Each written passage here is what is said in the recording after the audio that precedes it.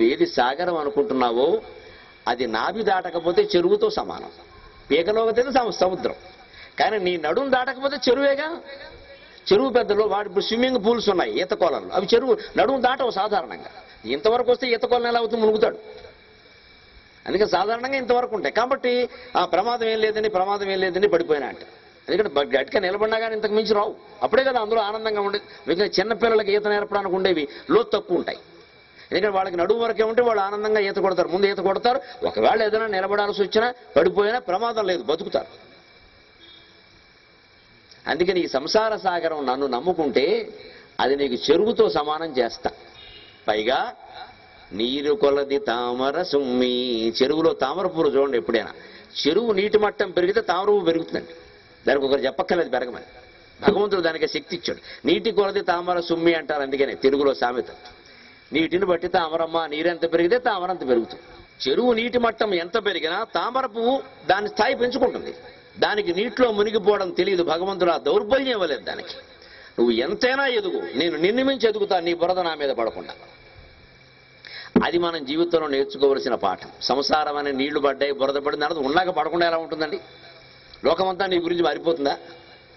లోకంలాగే ఉంటుంది. లోకం ఎప్పుడు శ్లోకం అంత పవిత్రం కాదు. లోకాన్ని పవిత్రం చేయడానికి శ్లోకం పుట్టింది. ఈ శ్లోక జ్ఞానం కలిగిన మనం వీలైనంత మనం లోకంలో పవిత్రంగా ఉండే ప్రయత్నం చేయాలి. తామరపు దానికి ఉదాహరణ. అందుకే సరిగ్గా ఆనాభి దగ్గరే కమలం, అందులో బ్రహ్మదేవుడు. నీ చుట్టూ సంసారం ఇంత సాగరంలా ఉన్నా దాన్ని నువ్వు చెరువుగా భావించి అందులో నువ్వు మునిగిపోకుండా చూసుకుంటూ ఉంటే ఖచ్చితంగా ఈ నాభి కమలంలో ఉన్న బ్రహ్మదేవుడిలాగా నీకు పరబ్రహ్మ పదార్థం దొరుకుతుందయ్యా. విధాతుర్వసత్యై ధృతో నాభికోశక. బ్రహ్మదేవుడు వసించడం కోసం అక్కడే ఒక కమలాన్ని ఉద్భవింపజేసి అందులో ఆయన బంధించాడే స్వామి. ఆయన కూర్చుందుకు సరిపోయింది.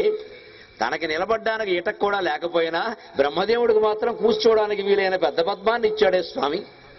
స్వామి ఎంత శక్తిమంతుడు, స్వామి ఎంత కరుణామయుడు. స్ఫురత్ కౌస్తుభాలంకృతం కందదేశి శ్రియాజుష్టకేయోరకం శ్రీనివాసం శివం శాంతమీడ్యం వరం లోకపాలం పరబ్రహ్మలింగం భజే పాండురంగం పరబ్రహ్మలింగం భజే పాండురంగం. మరొక అద్భుతమైన వర్ణన చేస్తున్నాడు స్వామి. శ్రీ మహావిష్ణువుకి శివుడికి ఒక ప్రధానమైన భేదం ఉందండి. శ్రీ మహావిష్ణువు సర్వాభరణాలతో ఉంటాడు, వైభవంగా ఉంటాడు, ఆనందంగా ఉంటాడు. శివుడు అలా కాదు.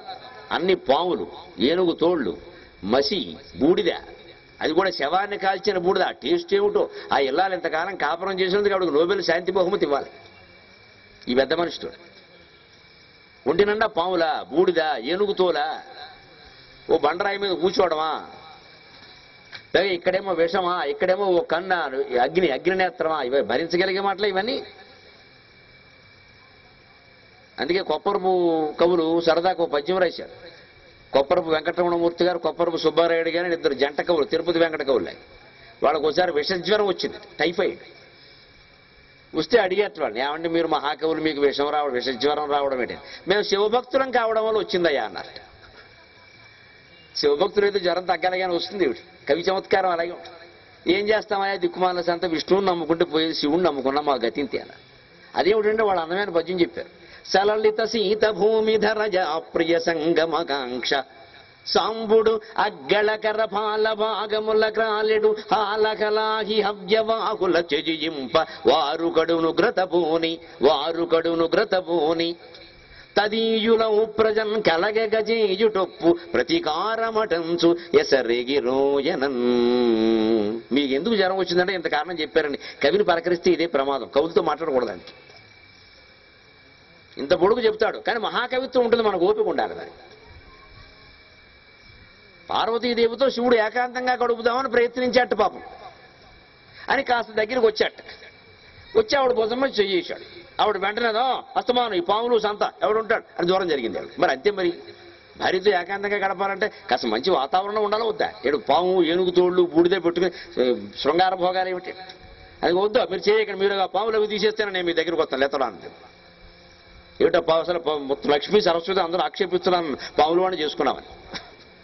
ఇప్పుడు సాటి మొత్తం ఏదో అంటారు కదా. నాకు అవమానంగా ఉంది, ఏదో చేసేసుకున్నాను అప్పట్లో గత్యంతరం లేక.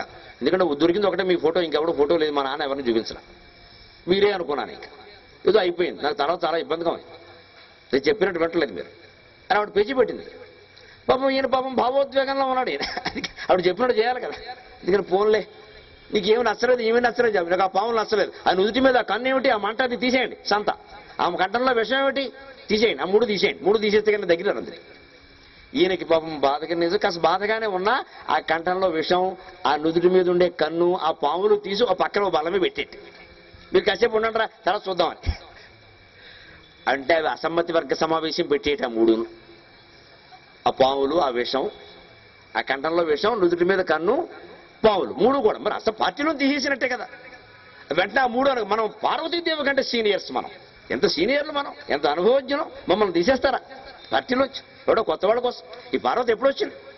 విషం దాక్కముందు, పాములు రాకముందు, అగ్నినేత్రం లేకముందు. ఇప్పుడు ఈవేళ కొత్త పెళ్లి కూతురు వచ్చింది కదా అని మమ్మల్ని అవమానిస్తారు. శివుడు మీద కక్ష కట్టి వేరే పార్టీ, పాములు శివుడు పార్టీ అని పెట్టి, కోపం వస్తే అంతే కదా. మరి అనుకున్నాడు పార్టీ పెట్టి ఏదో చేసేద్దాం, శివుడిని ఏదో చేసేయాలి. కానీ వాటిలో అవే అనుకున్నట్టు ఏం చేస్తాం, మన్మధుడు ఏదో చేద్దామని బూడిదైపోయాడు అన్యాయంగా. మరి పూర్వ చరిత్రలు కొన్ని ఉన్నాయి కదా, మనం ఏం చేయగలం అని శివుణ్ణి ఏం చేయలేక ఆ 3 వచ్చి శివభక్తులు వేరే మమ్మల్ని పట్టుకున్నా, అందుకే టైఫాయిడ్ జ్వరం వచ్చిందని చెప్పారు.